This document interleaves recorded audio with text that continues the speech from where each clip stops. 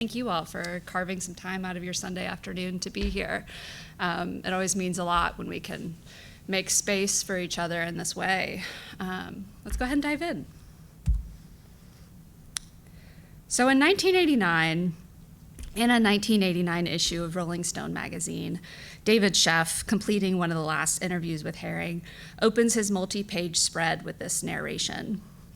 We began our interview, the first of a half-dozen extensive late-night sessions in Manhattan and Chicago, while Haring paints a new series of canvases.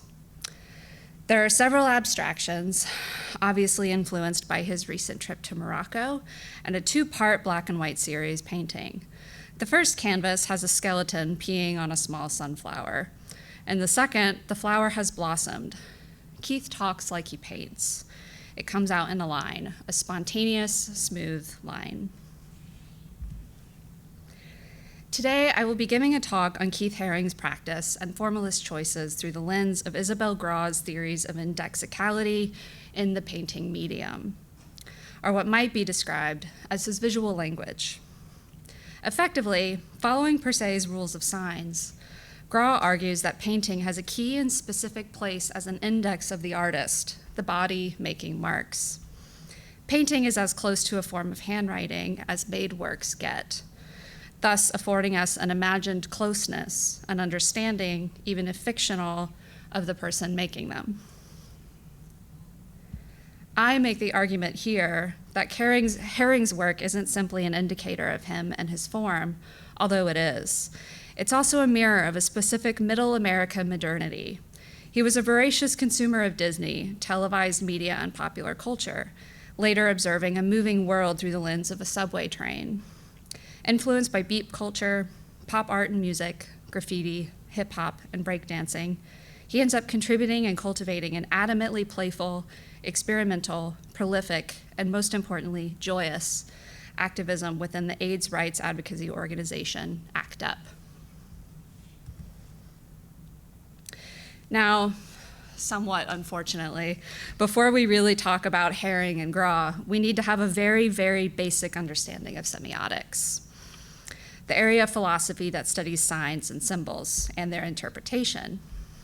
In semiotics, a sign is anything that stands for or represents something else, conveying meaning. A sign consists of a signifier, the form the sign takes, like a word or an image, and the signified, which is the concept or idea the sign represents. Semioticians like Saussure and C.S. Persay explored these concepts, with Saussure focusing on the arbitrary relationship between the signifier and the signified, while Persay added the idea of the interpretant, or the understanding of the sign. As a discipline built to represent or communicate meaning through metaphor, mimicry, and illusion, these areas of emerging philosophy ended up impacting every order of the visual arts and avant-garde thought. Today, we'll be using Persay's model, which states that a sign is a three-part relational process. There are roughly three types of signs here. The icon, which is a sign that signifies through similarity. An example is figurative painting. The index, which is what we'll be focusing on today, which is a sign that signifies through a direct causal or existential link. So examples of this are a footprint in the sand after somebody has walked there, a trail of smoke indicating a fire, or a brushstroke on a canvas indicating a mark made by a body. And then last is the symbol, a sign where the relationship between the signifier and the signified is arbitrary and is socially agreed upon and learned. An example of this is written language. Another example is the color red at a stop sign, which we culturally learn means that we need to come to a stop. This talk leans into a semiotic notion known as index theory. Index theory describes a type of sign that signifies its object through a direct, factual, or causal connection, such as the gesture made with a brush. This theory is central to the semiotics of C.S. Persay. In this contemporary moment, it is important to many abstract artists, and here I'll explain how it's apparent in Keith Haring's practice. In his infamous work, The Treachery of Images, René Magritte, the noted surrealist, made a small painting showing an image of a trompe l'oeil pipe. Below it, Magritte painted, This is not a pipe. He is noted here as coyly painting about the trick of the image, and with a citation from him, "Oh, the famous pipe, how people reproached me for it. And yet, could you stuff my pipe? No, it's just a representation, is it not?" So if I had written on my picture, "This is a pipe," I'd have been lying. Magritte acknowledges here that this is a representation of something. The painting on its own uses the iconic status of the pipe to ensure that we, the eternal viewer, know what the subject is. However, he also recognizes that it is working as an icon symbolically. The use of the text announcing the fictional nature of this pipe reminds us that the subject of this painting is indeed the pipe's representation, not the pipe itself. Here we see the pipe, and may be curious, how does this connect to Haring? Here we have two artists who recognize and materialize the literal manifestation of symbols in their work. They both humorously and playfully point at the trickery of manufacturing images and declare this somewhat obvious reality a type of loudspeaker of which the volume appears to be easily manipulated. These manipulations are what I might call a visual language. A visual language appears as a way and method of communicating that is synonymous with an artist, and even with myriad changes to material, scale, and methodology, it maintains some sort of through line, some sort of consistent decision. Our young Keith was raised in Kutztown, Pennsylvania by his mother, Joan Haring, and his father, Alan Haring, an engineer and amateur cartoonist. Keith became interested in art at a very young age, spending time with his father producing drawings. Haring struggled in school, and so his parents found it wise to encourage and support his creative hobbies. If he wasn't making his own cartoons, he was spending hours falling in love with Walt Disney and the Looney Tunes, particularly drawn to the Bugs Bunny show, and presumptively motivated by his father's own passion. His childhood might look similar to many that may have grown up in an American suburb in the last third of the 20th century. He was creatively supported, quiet, and fairly consumptive of televised media. Keith continued drawing, in addition to trying other media throughout his childhood and into high school. During high school, Keith considered himself a hippie. He experimented in all the ways that you'd imagine a high school-aged boy in the late 1970s experimented. And throughout high school, Keith hitchhiked with numerous friends. At one point, in what started as a trip to a boardwalk art market on Long Beach Island, ended up as a trip to Philly in which Haring lost all of the drawings he made during high school, every single one. Though most would consider this a hurdle, to say the least, Haring decided to cast this one off under his dawning belief of chance, change, and destiny. Keith frequently displayed behaviors that opened up possibilities for him, embracing any new venture as an unforeseeable, unplanned, but whirling towards a greater mission, an event that was explicitly happening because it would lead to something else. Everything was nonsense, but everything had meaning. His time at the School of Visual Art was productive. Haring was noted as a prolific student. Although he didn't know it, 1979 would actually turn out to be his last year at SVA. A lot of things were happening. After feeling that he had a solid footing in New York's underground graffiti scene and working as an assistant at Shafrazi Gallery, of which he would have had one of his first solo shows after 5 years, he felt it might be the case that school had given him all it could, and he dropped out. But in school, he was studying semiotics with Bill Beckley. Since semiotics is a science that's applied to language, it's an analysis of language. To quote Haring, people like Roland Barthes and Umberto Eco and a lot of the French structuralists were looking at language, picking it apart, deciphering it, and debating how meaning is attached to words and how signs gained meaning. That year, William S. Burroughs, Allen Ginsberg, John Giorno, and René Ricard were all participating at the NOVA convention. These ideas started to fill in gaps in his education, things he'd been thinking about in terms of chance and coincidence and how to bring these elements into his work were beginning to click. It somehow tied together all sorts of things that he was seeing. The way Samo was using language on the street, the way Jenny Holzer was using language, and the whole performance aspect of language. More and more, it was becoming the subject of all of his thinking, and William Burroughs and Byron Gysin became his models, even so much as to elicit Keith to make his own cut-up poetry and paste it around the city. In a documentary that the BBC produced in 2020 titled Keith Haring's Street Art Boy, it briefly mentions the influence of cut-ups on Haring's work. William Burroughs gets a credit, Gysin unfortunately does not. The documentary then shows Haring rearranging a stack of 13 letters on his apartment wall. This exploration became the basis for a spoken word performance of Neo-Dada poems that the artist gave at Club 57 in the East Village. It's also safe to say that at this point, in Keith's experience of his own queerness, he was drawn to the aesthetics of absurdism, Dadaist inquiry, and spoken word protest, so prevalent in the works of Burroughs and Allen Ginsberg, some qualities that contributed to what would later be described as queer aesthetics. Little by little, videotape and performance and writing started to replace painting and drawing. At the time, his paintings were abstract, and Haring felt they didn't really have an immediate connection to the world around him. They were his thoughts, but who cared?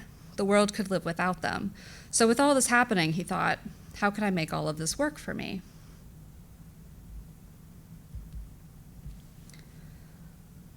The French art historian Hubert Demiche once characterized the brushstrokes as an indicator of subjectivity in painting.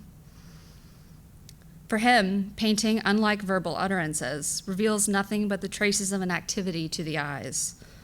The viewer that painting has a life of its own and can therefore think or speak is prevalent among many French art historians, from Louis Marin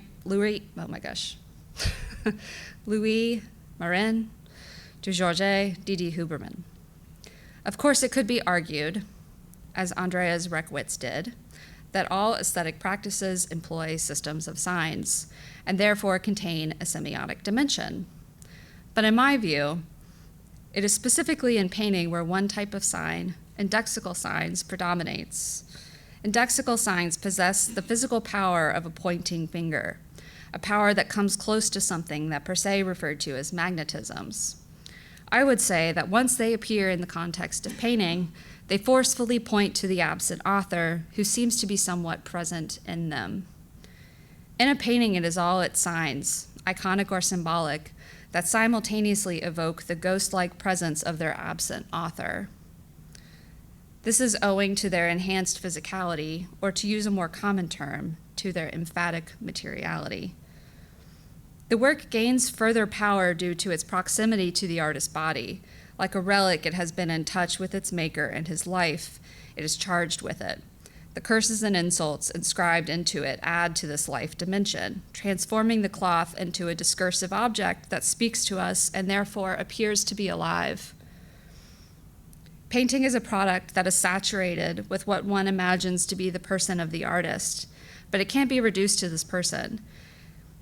It has to expand to their personhood, their experiences, their phenomenological response.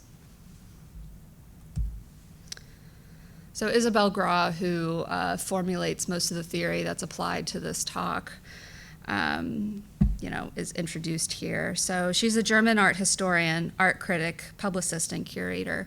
Since 2002, she's been a professor of art theory in Germany and the co-founder of the journal Text zur Kunst. Gras studied political science from 1982 to 1987 in Paris, and in 1999, she spent time in New York City, where she attended lectures by the founders of October, a publication that began by promising to revitalize art and culture by instituting a new level of critical analysis and receptivity. Isabelle Gras proposes that we relate the ghost-like presence of the absent author in painting to the way indexical signs actually operate. According to Persay, an index shows something of a thing because of its physical connection to it. The index is physically connected with its object. They make an organic pair. She continues by observing that while painting's indexical signs also establish, or seem to establish, a physical connection, this connection is not to an object, but to the one who left his or her marks, in this case to Haring and all of his experiences. Frank Stella's observation that painting is a sort of handwriting was actually quite to the point. Its signs are indexical insofar as they can be read as traces of the producing person. Now, even if we opt for a deconstructionalist approach, insisting how the trace equally addresses the formal conditions of separation, division, and deferral, we're still dealing with the ghost of a presence. This is also true for those paintings that avoid handwriting by using a technical device, as in Gerard Richter's abstract paintings produced with a squeegee. So by moving the squeegee up and down, the painting in a particular way, Richter inscribes his own body movement onto the painting. In other words, attempts to eliminate the subjectivity of the artist from the painting usually lead to a re-entering of subjectivity into painting. At the heart of Haring's lexicon is the radiant baby, a crawling infant outlined in black, emanating energy lines. This motif became Haring's signature tag, often scrawled in subway stations and on city walls. The radiant baby symbolizes purity, potential, and the promise of new life. For Haring, it was a kind of holy image, representing the untarnished truth that children bring into the world. Babies represent the possibility of the future, Haring once explained. They are the bearers of all potential. The radiance, illustrated by lines pulsing from the figure, conveys energy and divinity, echoing Christian iconography of halos and saintly light. Perhaps a remnant from his Jesus freak phase when he was in high school. But in the context of Haring's activist lens, the radiant baby also carried a more urgent message. As AIDS ravaged the LGBTQ community in the 1980s, Haring, who would later be diagnosed with the disease, used the motif to celebrate life even as he fought for survival. It served as a counterpoint to the growing fear and death around him, reminding viewers of the innocence worth protecting. Another cornerstone of Haring's iconography is the barking dog, a figure that straddles the line between guardian and aggressor.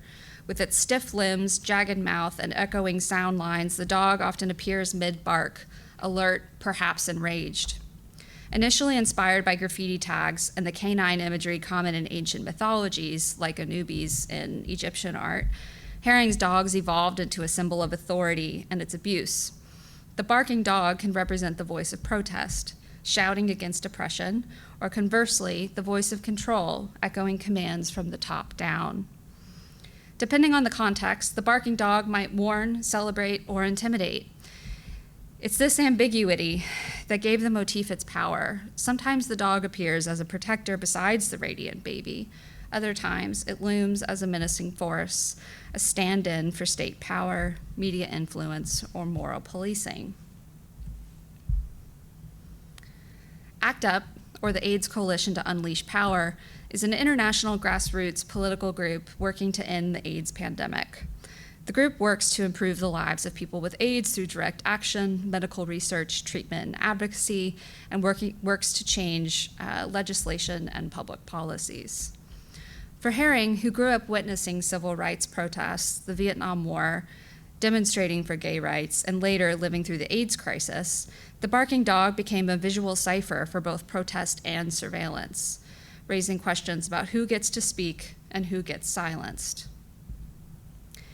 Haring brought immense energy and creativity to his efforts to raise public awareness about HIV in the late 1980s. Prior to his death from AIDS in 1990, Haring funded advocacy initiatives, supported the travel of activists to the International AIDS Conference based in Montreal, and created compelling artwork about HIV for the group ACT UP, including the iconic Ignorance Equals Fear, Silence Equals Death poster, of which we have a copy, featuring figures covering their ears, eyes, and mouth, representing the challenges people living with HIV faced in the political context of the international response to AIDS. It's during this period, from 1988 to 1990, that we see a significant increase in the frequency of text in Haring's work. He appears to bear witness to a profound urgency in the AIDS crisis that finds symbols and lines insufficient. It's also noted that it's his time spent with breakdancers, pop musicians, and other artists that are working with ACT UP that he begins to take significant inspiration from. Changes in composition are observable when seen after looking at Grand Fury's work, which you can see here on the left,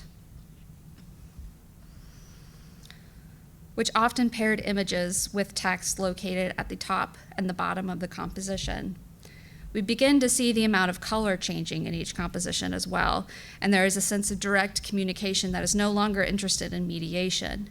Haring's marks remain consistent, but his interest in fundraising for ACT UP pushes him to make larger projects for pay, a practice he long avoided, mostly completing large murals for free in public spaces.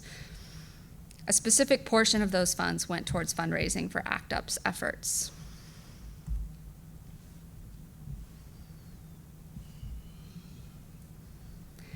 Haring appears to view work as a mediation between lived experience, consumption, and production. He doesn't seem to get bored of his dancing stick figures, radiant babies, or barking dogs, nor his alien spaceships and flowers. He perpetually returns to these symbols as a type of letter. He performs the symbol, yes, thus making his work symbolic, of course. However, I'd argue here that his decade-long use of the same symbols develop an indexical pointer back towards himself. We see how he moves, insists on being in close gaze with the surface, and perhaps even how he moves his shoulders, his elbows, or his wrists. Like all of us, he responds repeatedly to that which influenced him, both with dedicated intention and automatic, even haptic, knowledge of that which he lived. Keith Haring was uniquely geared towards cultivating his specific brand of mark, image, and oeuvre. He perhaps was attuned to it, making lines that accumulated with time, akin to any drawing, but maintained clarity if they had to be abandoned. Today it is clear how little Haring's work had to do with graffiti art. His outlook was that of the individual artist, who did indeed have the desire to create an art for all, but with a new, personal, unique language, a sort of recognizable brand in the manner of Warhol, but with more historic roots, more idealistic and universal aims than those of his master, art history, always was and always will be the product of the individual. Art is individuality. Haring's background and cultural curiosity, his artistic more than political ideology, his embrace of chance, and his temperament, all of this conspired to lead him to choose the subway stations as the outlet for his art. It was his conscious, strategic act of self-promotion. In fact, Haring did not draw his graffiti on the subway cars, and only very rarely on the walls of buildings. His murals and public works are another story. And these subterranean drawings only occupied the spaces set aside for publicity, the areas that marketing experts chose to advertise their products. His art was gentle and conveyed its message through seduction rather than with cryptic aggression.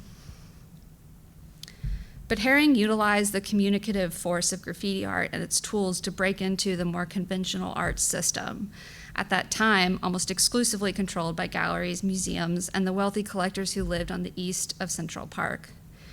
Haring became a celebrated artist in the yuppie era, and like the wunderkind financial consultants of Wall Street, enjoyed success at a very young age. When Haring opened his pop shops, which he considered artistic experiments in New York in 1986 and Tokyo in 1988, he was well aware of Warhol's ideas about the possibilities of new avenues of communication for artists. Said Haring, "Here's the philosophy behind the pop shop. I wanted to continue the same sort of communication as with the subway drawings. After Warhol's factory, the pop shop was the second attempt on the part of the single artist to spread, through reproducibility, his art as lifestyle and message for humanity." For Haring, the idea of a universal art was a philosophy informed by a strong interest in the aesthetics of decoration that coincided with the focus of the postmodern currents of the 80s. Additionally, it was an attempt at the deconstruction of objectivity. His works are deliberately titled untitled most of the time, in the name of the subjectivity of the observer. The artist's ideas are not fundamental to the meaning of the work. Rather, it is the observer who becomes an artist, in the sense that he or she must find his or her own unique way towards understanding. Haring's iconic Radiant Baby, conceived in the same year as Steven Spielberg's E.T. and carrying the same message of eternal childhood in combination with his zoomorphic and anthropomorphic figures, became a visual language of totemic symbols that could be assembled in different ways to produce a system of relationships, and thus did not appropriate reality as pop art had done, but created a reality of its own, a direct and succinct idiom capable of speaking directly to the hearts of the younger generation in particular. To sum up, art for Haring was an immediate response to life, a means of representing its minor and major themes in the frenetic rhythm of our time. This also explains the importance of movement and visual exuberance in his installations, imparting a strong element of athleticism to his art, lent vitality by music, and in particular, the rhythms of hip-hop. Art reflects time that passes, and each instant is different from the one that preceded it. Like life, art has to be lived moment by moment. I think, feel, act, conceive, and live differently every day, every instant. I paint differently every day. My paintings are a record of given space of time. To paint differently every day makes it impossible to paint a consistent composition over the period of more than one session. These intentions, priorities, and philosophical ethos all contribute to the bodily and intrinsic application of his body to his work. Thank you.